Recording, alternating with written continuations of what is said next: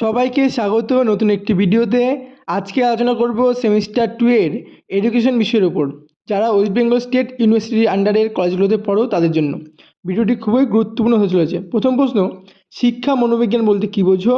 শিক্ষা মনোবিজ্ঞানের মধ্যে সম্পর্ক আলোচনা করো। খুব ভালো প্রশ্ন। এই কোশ্চেনটি 5ও আসতে পারে, আবার 10ও আসতে পারে।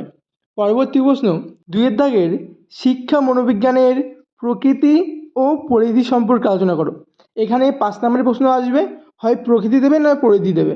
3 দাগের প্রশ্ন, জ্ঞানমূলক উন্নয়নের পর্যায়ের ভাগগুলি উল্লেখ করে তা আলোচনা করো। এই কোশ্চেনটি খুব গুরুত্বপূর্ণ, বিগত সালে বহুবার এসছে।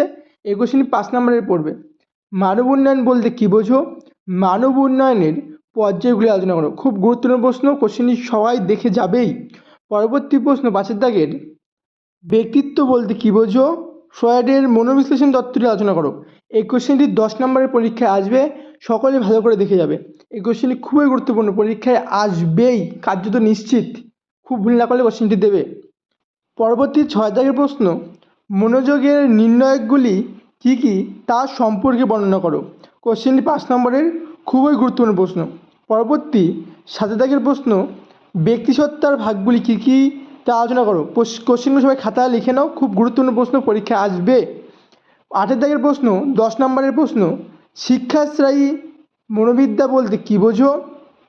শিক্ষাশ্রয়ী মনোবিদ্যার প্রকৃতি বর্ণনা করো। খুব খুব গুরুত্বপূর্ণ প্রশ্ন এবারের পরীক্ষার জন্য। পরবর্তী প্রশ্ন, 9 দাগের স্মৃতি কাকে বলে? বিস্মৃতির কারণগুলি কী কী? বিস্মৃতি কি সবসময়ই অভিশাপ? এই কোশ্চেনটি খুব গুরুত্বপূর্ণ, পরীক্ষা আসতে চলেছে। পরবর্তী প্রশ্ন, অধিক বিকাশের 5টি শিক্ষাগত তাৎপর্য লেখো। কোশ্চেনটি খুবই গুরুত্বপূর্ণ। এই কটা কোশ্চেন পড়লে 5 ও 10 নম্বরের প্রশ্ন এখান থেকে আসবে এবং তোমরা ভালো নাম্বার পেয়ে পরীক্ষা পাস করবে। Thanks for watching.